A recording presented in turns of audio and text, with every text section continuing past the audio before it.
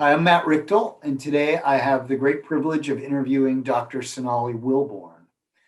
We're going to chat about her remarkable effort in New Orleans to ensure patients with COVID-19 didn't and don't die alone.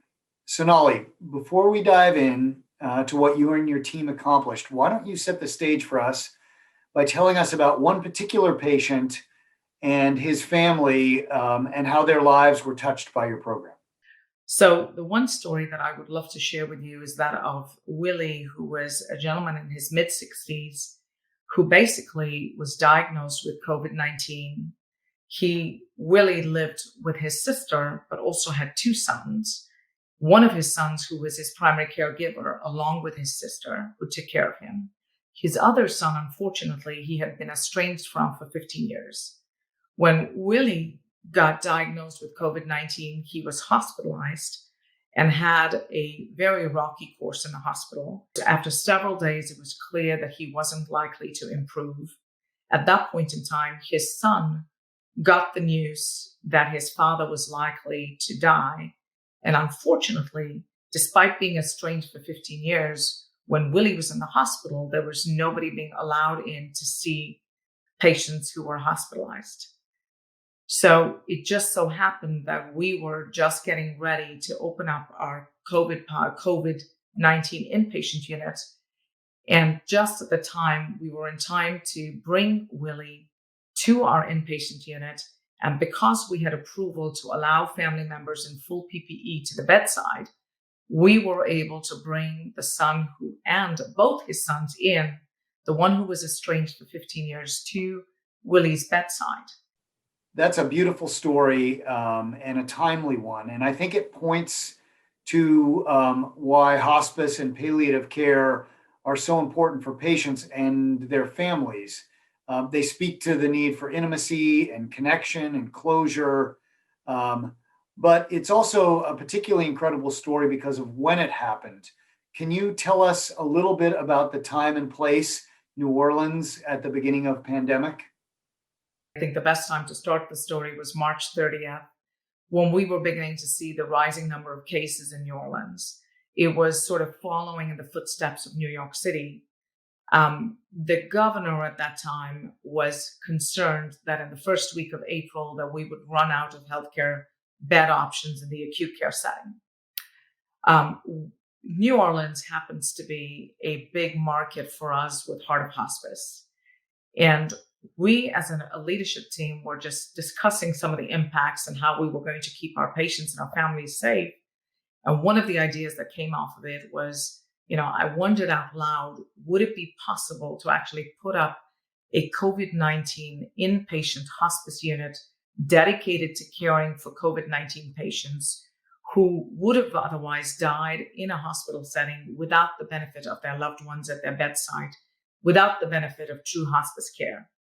So the idea was just a wild one at that time. So what made this such a wild idea? So we had this idea on March 30th. On around April 2nd or 3rd, we decided that we were going to actually pursue this aggressively. So in 8 days, we actually got the space identified, got the license, had the site visit, which took place virtually, and we're ready to take our first patient, who actually happened to be Willie, who was our first patient on April 15th. It was just an incredible effort. I can see this means a lot to you.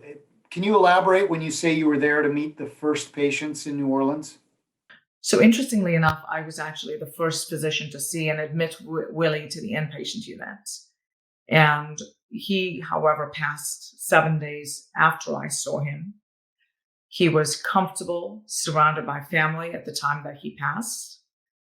Big difference from what would have happened if we had not been able to open up that unit.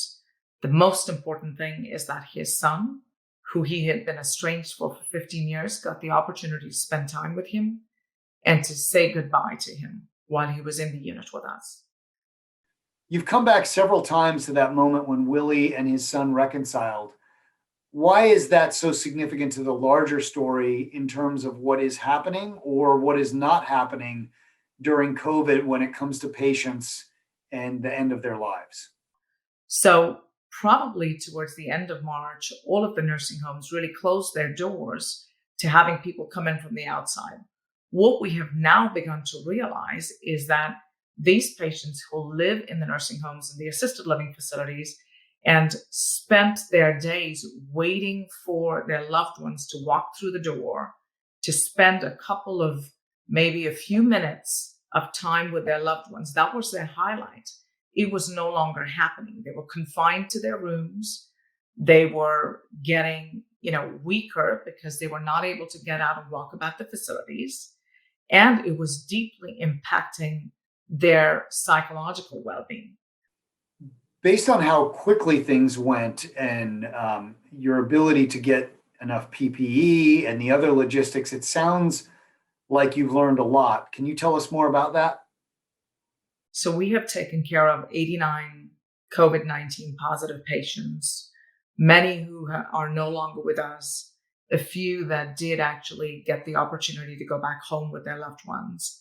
So 89 in the inpatient unit, 387 COVID positive patients across the state of Louisiana, which really represents 7% of all COVID-19 deaths in the state of Louisiana we've touched as an organization. I am incredibly proud of our team. That's impressive. During COVID-19, what we've learned is the importance of, trying to identify needs on how to keep our families safe and our patients safe. So we were aggressive with pursuing PPE when other healthcare organizations were truly struggling to find PPE. We were well and truly stocked with PPE to the point that we were confident we could not only protect our staff, but we could also protect our patients' families. For those patients who were COVID positive, their families were able to get PPE from us as well. So we did an incredible, we did an incredible job of sourcing PPE. And then we were nimble enough to pivot to recognize and utilize the value of telehealth. So as soon as we saw that we were not going to be able to get in front of our patients in many instances because family members were concerned, they were worried about allowing healthcare providers even into their homes. What we did was we immediately deployed telehealth and started reaching out to our patients and families via telehealth. Dr. Wilborn, you're a palliative care physician. I believe that means you're trained to consider a person's quality of life based on how they defined it as the gold standard for how you design their care. I guess my question is, how do you know their wishes? Matt, that's a great question. I think if there's one thing that I would ask all family members and everyone actually to do is to go out and do an advanced care plan. So I think it's really important for us to start having discussions, even if we're quite a bit of a distance away from that end date. I think it's important for us to have open discussions with our families. Putting together an advanced care plan will really define how we want our end of life to look, right? I think that's important. What's also important is to have really honest discussions. Ask your physicians what options you have available. Ask your physicians to talk to you about other options other than, treat.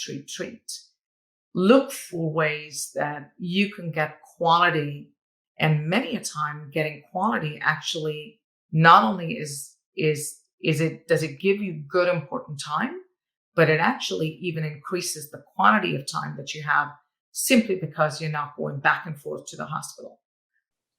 One more question here. When you think about the incredible period of launching this idea into reality, describe your emotions for us. There are several of them. One is I'm deeply grateful that I work with a team that didn't say this was Dr. Wilborn's crazy idea and shut it down. I think I'm just so grateful about that. I'm incredibly proud of the team that I work with. I'm grateful that we were able to take care of these patients. And it brings me a great sense of, personal and career satisfaction to know that we were able to bring closure to these patients. Just a ton of emotions, Matt. I mean, I wish I could find the right words to describe them. Thank you, Dr. Wilborn. It's been a privilege to speak with you. Thank you, Matt.